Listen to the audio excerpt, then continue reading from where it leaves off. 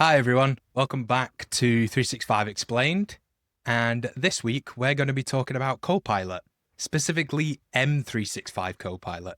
So, my name's Zach, and I'm joined by. Ben, hi. Nice to meet you again. Hey, Or something like that. nice to speak to everyone again, I guess. Or talk at people, speak into the void. Yeah. Yeah, exactly. But today we're going to be talking about Ben's favorite thing in the world, and that's Copilot. Notebooks. No, Loop. No, No, what? Copilot. yeah, third Okay. favorite thing. Yeah, so I guess it's a reasonable place to start is with a clarification, right? Because you talked there about, we're talking about Copilot, and Copilot, as of 18 months ago, or 2 years, was a new thing, and it is everywhere, and everything is called Copilot, right? So even Yeah, Microsoft, there are many, many different flavors of Copilot. So we are specifically talking about M365 Copilot. But in our little preamble chat, you made an interesting point. What was that? There was another M365 Copilot, right? yeah, so there's M365 Copilot Chat, or what's actually called Microsoft 365 Copilot Chat. And this is the kind of consumer, everybody can use it. There's not a license attached to it as far as I'm aware, but it's a chat you can interact with and ask questions built on Chat GPT, right? Kind of. So for clarity's sake, because that's what we strive for here, right? Yeah. Is you said there it's a consumer thing. Technically, it's not. So the M365 Copilot Chat is if you have an Entra ID, so a user account that is known to Entra or Azure. When you go to the Copilot website login, which is I think is like m365.cloud.microsoft or copilot.cloud.microsoft, Yeah. there are a number of pointer URLs. You will, assuming you are signed in, have what is called CDP as commercial data protection. And you'll see up in the top right of the screen a little green shield.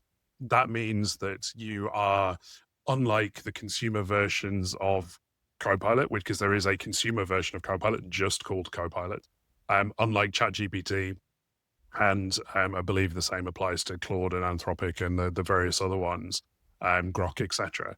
The CDP means that Microsoft will not use any of the content that you put into the chat for training purposes or for building its engine or improving its services. Now, you can still kind of rate your conversations, and that stuff will be used, or your data, but that, your feedback will go to it. But what that CDP means is that you can relatively freely, without worrying overly, very consultancy words, work with company data inside that chat without having to worry too much about it. So you could copy and paste a table of something and, ask it to help you manipulate it, et cetera, et cetera. But the reason that is a free license is that is not able to do what M365 Copilot is able to do, which is the paid for license, which is, what is it, like 30 bucks a Yeah. month, something like that. Yeah, per user per month, yeah. Yeah, exactly. So that's kind of the differentiator. It's not like a consumer versus a business. These are both business ones, but it is Microsoft has made a free version of Copilot available to everybody who has essentially an Office 365 license or an M365 license, because that's what most people will have to have an Entra ID, right? Interested. So I think one of the key things that you mentioned there is that that green shield. So if Mhm. I'm coming to Copilot, is that Copilot in any sense? So let's say I'm going to Copilot also in my Microsoft Teams app, I've got the Copilot add-in. Is that green shield going to be showing up on there, or is that So only?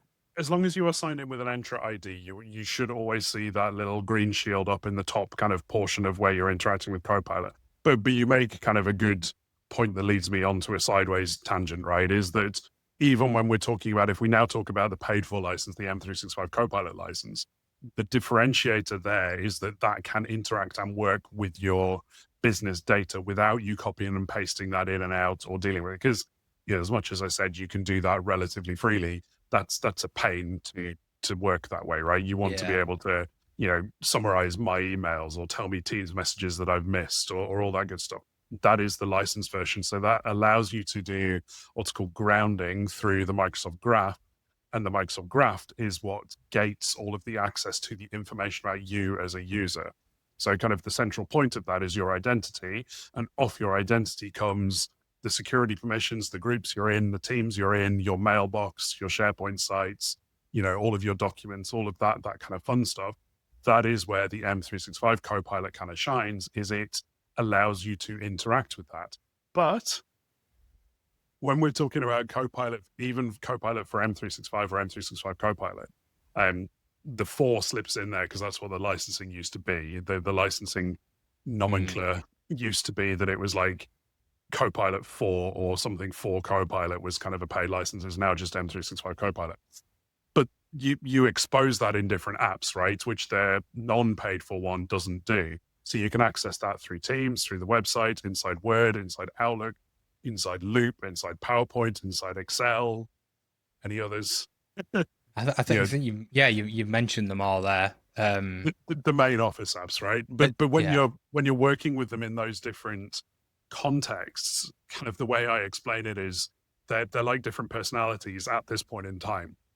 So you have like the version in PowerPoint is geared up to help you generate slides or, make content in a format for a PowerPoint presentation, right? Whereas the Excel version likes doing stuff in pivot tables and building graphs and helping with formulas. Yeah. But you don't necessarily get a consistent experience across all of those things. And then they're working on that. But if you ask it in Excel, find me some data out of Word, it may or may not be able to find that depending on the point of time in recording and where Microsoft is on their roadmap with things. So you have to kind of, it's a user adoption challenge because you're trying to explain to somebody that, AI is this all-encompassing, amazing thing that's going to help you everywhere. But then actually some of it is quite siloed and only works in the specific thing that you need. But there's a bit of a mental process to figure out like, well, I want to take this data from here. I want to work it into something and I want to then use it, to build a slide deck. So an example would be in PowerPoint, you can reference a document, but you might be better, although this experience is changing. If you look under a roadmap, there's stuff there that changes how it builds PowerPoints. But the way I would currently work is I would take a Word document in generic M365 Copilot in the web version or the Teams version, because the Teams version is 6 and 2/3. It's about the, to all intents and purposes, it's the web version as well. And I would say, I want to build a presentation for doing XYZ from this document. Help me lay out what you think the key themes would be, what the common threads would be, what the different sections would be. Then I would take that output and I would put that into PowerPoint's Copilot and say, I want to make a slide deck that looks like this other PowerPoint presentation, but using this content in this kind of a format and a flow. So you're kind of working through, the process with those things. Does that make sense? Yeah, that's interesting. I mean, from when I started using Copilot, for me, the Excel one was by far and away the furthest behind. So I was trying the Word, trying the PowerPoint, but the Excel one wasn't catching up. So it's an interesting thing that you mentioned that they are, there does feel like a bit of siloing it across the different apps, and the fact that you're almost, there's not a central Copilot, go here, have access to everything. It's Right. I'm using the Word Copilot, then the PowerPoint Copilot in those apps themselves. And I bet you if we revisit this conversation in a year's time, that's going to be very different because that ability to reference documents inside the different sub-Copilots didn't used to be there. That's now more generalized and available. Today, we have things like agents, which we'll talk about in a little bit. But like there's only some of the Copilots can reference agents. So again, you're kind of pulling data around, but there's stuff happening in the general AI marketplace. If you look beyond Microsoft, there's a particular thing called MCP, which is Model Context Protocol. Okay. And there is, I forget the TLA off the top of my head now, but there is another kind of protocol that is allowing different AI agents to publish what their capabilities are. So as soon as we start having that, we will be able to be in more of a, you interact with an overarching AI Copilot, and it can then like, oh, you want to work with PowerPoint? So I'm going to go talk to the PowerPoint, agent that is better skilled, better able to deal with stuff over here, and that's kind of, the one that's where the agents can kind of publicize and talk about what they're doing. The MCP one is the ability for AI agents to interact with different data sources outside of their remit. So again, when we talk about agents, they let you kind of go and interact with third-party or other data sources. An MCP server sits as the gateway to whatever those data sources are, so they can kind of bridge the gap between them. So a non-Copilot example is I've been building in ChatGPT. You can kind of build little actions, and I've been building something to handle my to-do list, which is in a program called Todoist. ChatGPT isn't working for MCPs yet outside of certain specific circumstances. So I'm using this kind of weird thing where I've had to build, like using the REST API, like go talk to this, handle it in this fashion. If I was able to interact with an MCP server inside that chat, you would just point it at that and say, this is an MCP endpoint for dealing with my tasks. And it would be able to figure out, like the server would gate how to handle translating, what I'm trying to do into the thing. So again, I'm not, it's not that Copilot's immature. It's that the rate and pace of change of these things is incredible, that what we find today as an adoption challenge and a frustration is we're going to have different challenges and different frustrations, I'm sure, but this kind of siloing is going to be a lot simpler and reduced in future. Yeah. Well, you mentioned adoption there, so maybe I'll just take it back slightly. If you've got someone that's okay, now I've got the M365 Copilot license, that's been given to me by my admin. How am I interacting with Copilot? Am I going to Word and looking for a Copilot button, or how am I speaking to Copilot to get what I need out of it? Yeah, and this is a very similar adoption challenge that we've seen repeated ad nauseum through Microsoft and the M365 history, to be honest. You and I's background is with Teams and Skype for Business and that kind of stuff, where a lot of organizations would deploy it, give it to someone, and then expect them to know how to use it as a phone when it's not a phone. Yeah. It's a different mechanism. Copilot's very similar in that it is very easy to not buy the license, because the license isn't necessarily cheap, $30 per user per month. It depends. But on the price, it's all about how much time it saves you, right? So if it saves every user 5 minutes every day, that can add up. That's how you do your ROI. Yeah. But it's easy to just turn that license on for people. And then it's AI, right? Like AI is going to save all of us from everything until it doesn't. You just tell people to go and look at it. So the challenges are explaining that, how you interact with it in different scenarios, how you think about choosing which one for what use case. And I always, when I'm doing adoption, try not to provide it as kind of hard and fast concrete rules, because of that rate of change. This is all going to shift and change. So, but if you give people the context, the understanding behind why some stuff is kind of siloed or works the way it does, that helps, when it changes or the feature sets evolve, because they can then adapt what they have discovered works or doesn't work. So there's a little bit of like, show and tell. This is how I would do these particular scenarios using these different Copilots. Go and try something similar for yourself. Talking a little bit about prompting and best practices around prompting, of like how you interact with it. Things like, there's quite a nice URL from Microsoft that's called The Art and Science of Working with AI, which I quite like the kind of blend of the two things. But that talks about splitting it up into 4 things, where you have the goal, the context, the source, and the expectation. So the goal is you tell it what you want it to do. So make me a bullet point list. The context is, because I need to have a summary of things that I didn't complete last week. The source is looking through my emails or my chats or this particular document. And the expectation is, I need it to give to my manager. So I need it to be a generalized summary. Like, I'm contradicting myself there, but you're building you're giving Copilot more information around what you want and specifically why you want it. That means you're more likely to get back a response that you want. And this is the other kind of common thing, is people don't realize that they can iterate through those responses. So if Copilot gives you something that isn't good, there's this notion of kind of context memory. So you can kind of ask Copilot a further question about the response that it gave you. Now, sometimes you can find yourself in a dead end where the information's entirely wrong and not what you were looking for. So you start a new chat and you kind of move to a new context. But if you've asked it for something and it's not given you it in the right way, or summarized it in how you want, or it's missed somebody out, or it missed a source out, tell it. hey, you don't seem to have included information from Zach. Can you go check if there was anything from Zach? Yeah. You know, this is that other common misconception is that AI is doing the work for you. It's not. It is doing a chunk of the work for you, but the onus is still on you to make sure that it's okay, that it's valid, and it's getting you started. It's trying to avoid that, you know, particularly if you're generating content, that like staring at a blank screen, I don't know where to start. You can kind of, you know, get yourself up and running. Yeah. Yeah. 100%. And that prompt, I've heard it being called, like prompt engineering and that sort of Yeah, thing, but yeah. making sure what you're giving Copilot or the instructions you're giving it are setting it up for, the best success. It's not just going to fix everything for you, if you're not giving it enough information or giving it the right context, what you're getting back is not necessarily going to be exactly what you want.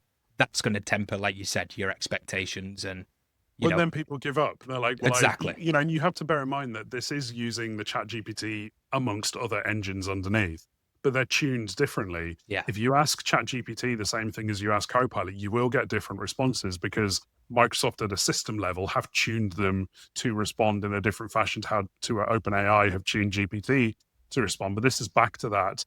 Tell it why you didn't like the response. Tell it what was missing. Tell it if the tone was wrong and iterate through. And this is not okay, if you're talking to Copilot in Teams, do this. This is no matter where you're talking to Copilot, no matter how you're interact in the exact same way. It doesn't need to differ between applications just because you're now talking about Excel.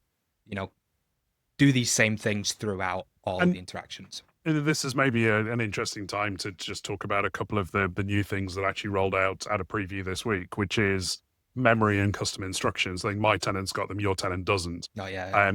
To find them, if you have an M365 Copilot license, you can go into Copilot on the web or in Teams, and in the top right of the browser, you've got the little three dots. Click on that, and then settings, and then if you see a personalization section, you'll have these two things. So for me, with my output, if I'm generating content, one of the tells that something has been generated by AI is the EM dash. Mm-hmm. I don't like the EM dash in the written outputs if I want to use that for something else. So you can tell it in the custom instructions, any output you make, please don't include EM dashes. The spelling should be British English. The tone should be, not overly enthusiastic. You can create a whole bunch of kind of custom instructions that will get. So it's like instead of, up until memory and personalization came along, if you wanted to shape the tone every single time, you would have to include that as part of your prompt. Whereas those global instructions are like a little side filter that get applied as you do it. And memory is interesting because memory is when you're having a chat with Copilot sounds very laissez-faire, AI the filmy, doesn't it?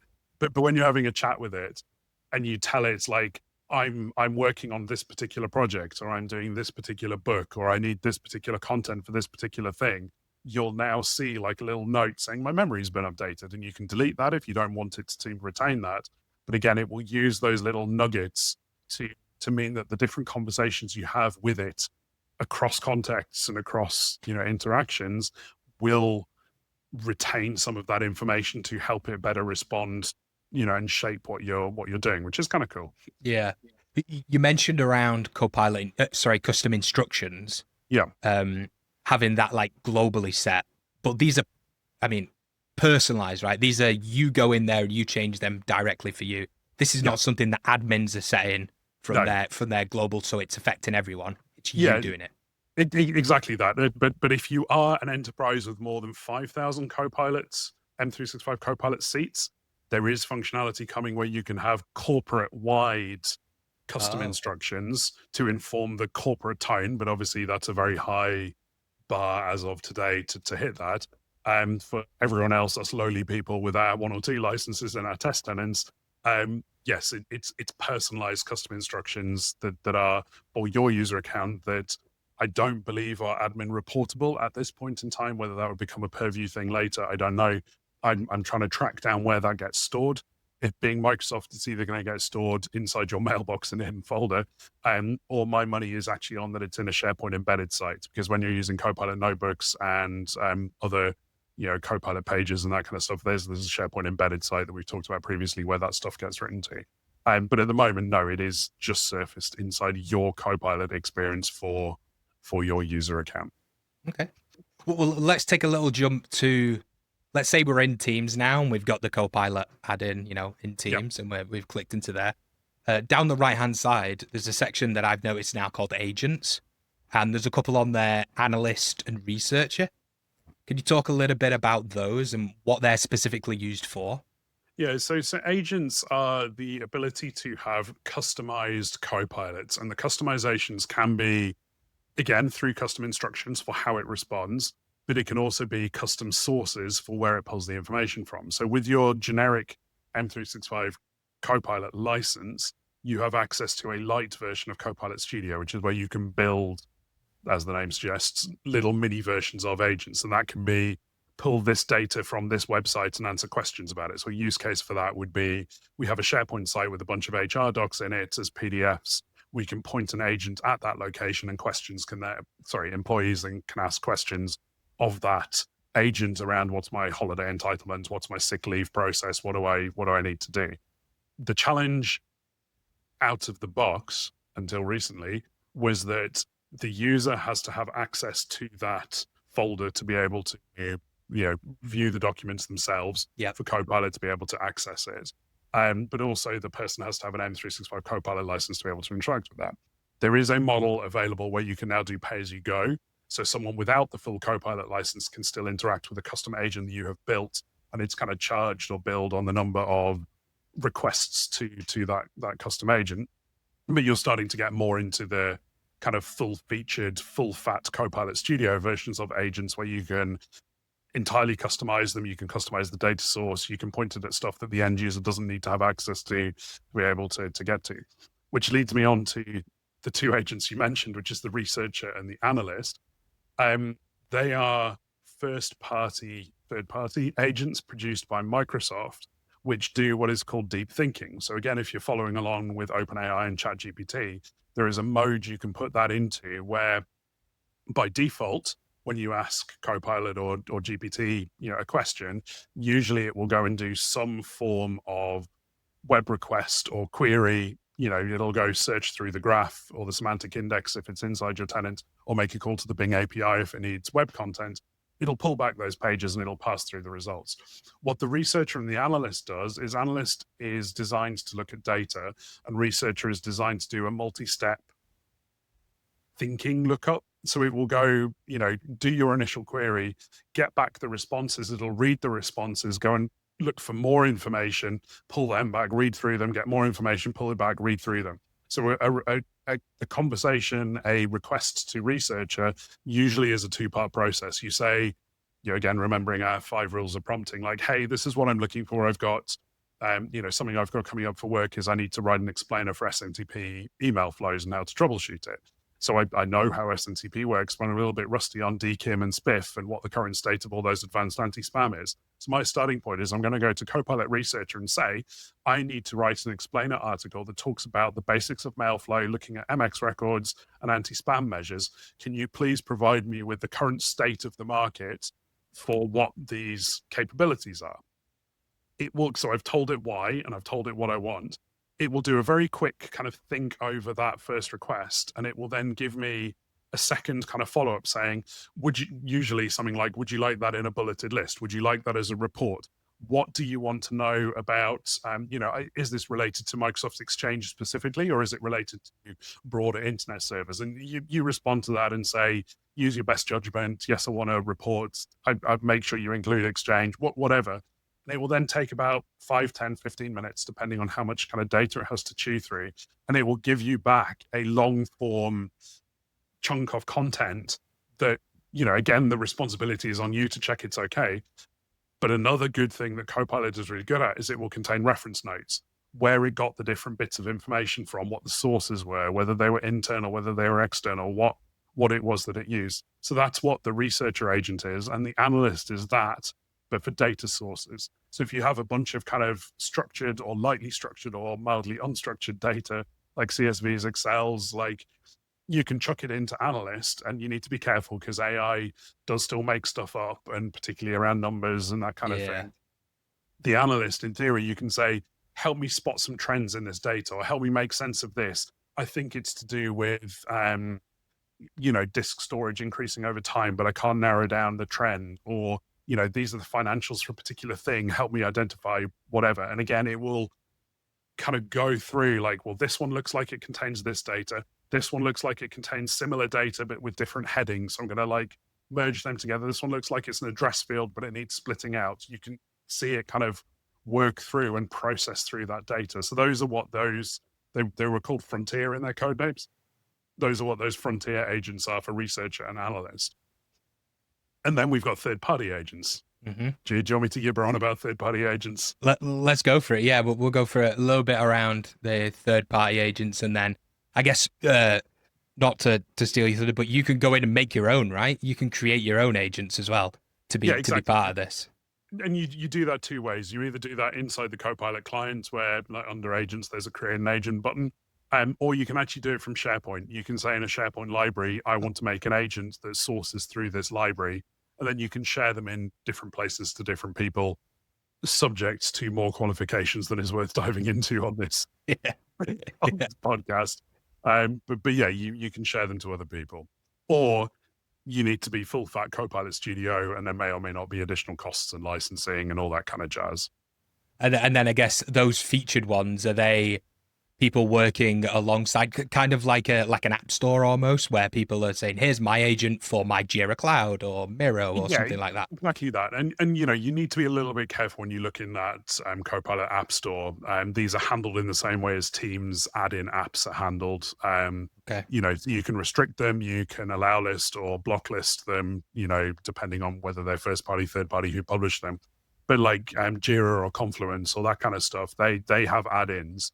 Where what happens with them is they follow a similar model to the M365 Copilot, that when you activate them, you give it your Altazan credentials, and it will go and access whatever content you are able to access. So it's not an organizational level thing where the entire company has set up access.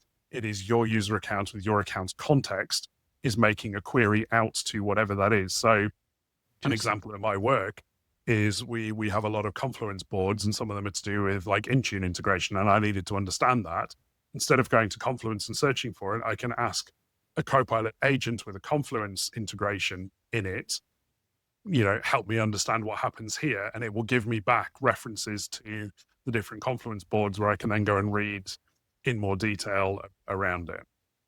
But, like you said, it's a marketplace of people have built stuff and put it up there. So you need to take some responsibility for vetting and checking, the legitimacy and what those agents are and how they work. Yeah. Before adding them in. I think maybe just before we wrap up, one of the key things as well around Copilot is we talked about having Copilot in your apps. So in Word, PowerPoint, Excel, Outlook, Teams. There's also, with your M365 Copilot license, you also get access to some other tools, right? Some we've made podcasts on already, such as notebooks, but there's things like, Pages, that sort of thing. Tell me a little bit about Copilot, the notebooks, and the Pages elements as well. Yeah, so Pages is when you are interacting with Copilot and you ask it something and you get a response back. There are two interesting things you can do. One is you can save your prompt into something called the prompt library. So if you hover over your prompt, there's a little bookmark.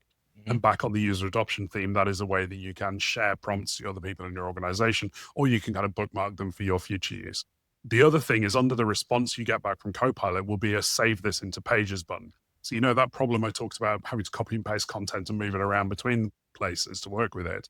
If you hit save it in Pages, and this is particularly useful if you've been using the researcher agent, you can save the output into a loop page in your personal workspace notebook. Is where it will go to by default. But you can then take that content and work on it. You can go into loop and interact with Copilot against that page, or you can take those pages and use them as a source in a notebook, which is what we talked about before. So a notebook is different to general M365 Copilot in that you can source it, ground it through 20 specific references.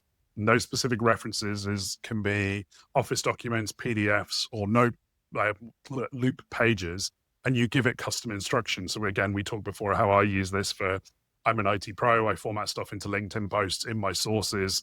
This is the kind of LinkedIn posts that I write. This is the kind of information that I put in to convert it into that post. So when I then go in and if I paste the transcript of this podcast, it will generate me, if I ask it, a summary that I can then use for, when we publish the podcast, what did we talk about, etc. And it will kind of give me quite a scarily accurate version of what I sound like based off just those sources. So the difference is that instead of that being grounded through all of the information in my tenant or all of the web information, I'm carefully curating. I only want you to look at these particular things. So like a notebook, you could make a notebook for a project that you need to get caught up to speed on. You're a new start, you've been pulled into something, whatever it may be. You can source, these are the top 10 bits of information. That's where you could ask General Copilot, hey, I need to get caught up on this and give me a summary, fine. But you could take those documents that it found for you, put them into a notebook, and then for the next 2 weeks, use that notebook when a question comes up, like what was the state of this? What's the history about that? And it will filter only through those things rather than through everything else. So notebooks are kind of a nice way of having little project orientated mini Copilot agents without making them a formal agent. So you mentioned in there 20 references, right? And that's a hard rule, no more than 20, no matter what. You being someone that's used Copilot notebooks in anger, is that enough? Are you hitting that limit, or are you just nowhere near it? I cheat that I have a lot of manual processes to take content from the sources that I want, and I paste them all into one source inside the notebook specifically. So there's an interesting thing that I only learned the proper term for earlier in the year, that when you ask Copilot to look back through a particular history or through a particularly large document, it might not actually process all of the data you've asked it to. That's called a spillage or an overspill or something along those lines. And I talked to someone at Microsoft about it, and is there a way we can get a notification for, hey, you haven't actually looked at all the data I told you to? So in a notebook, maybe you didn't look through all of the content that I wanted. And the person was like, well, we could do that, or we can just increase the capacity to make sure that we can always just ingest all the data that you want to look at. I'm like, yeah, okay, fine, potato, potato. It solves the problem, but that is a thing to be aware of. Yeah. Well, great. I think we've gone through a great sort of overview of M365 Copilot. Just before we end off and say goodbye, I'm going to hit you with a question like you did for me last week. Is it about how to use Copilot scheduling? Because we haven't talked about that yet, because I forgot to include it on the list. No, it's not, but it can be if you like. We've still got time. What do you want to see from Copilot next? What feature functionality? I'll let you have a little think while I just say mine. And quite simply so, for me, I know we're kind of already getting this around, context between applications, but you alluded to it in the beginning. Having that, I just go to Copilot and I can interact with everything I need. It's going to go off to the PowerPoint agent and ask it questions. It's going to go off to a Word agent. It's going to go off and do everything rather than me having to start here, grab all my data, then move it to a different Copilot, then move it somewhere else. That's the thing I'm excited for. And I think if Microsoft nail that, it'll really take off. Well, it's already took off, but you know what I mean. Agreed. For me, there are lots of, and it's a similar answer, there are lots of things that I can see so much more potential for when they knit together better, right? So, like I said, I used to do this for my task management. Part of that is that there is weak understanding and capability to deal with tasks from Copilot natively at the moment. The integration for being able to work with,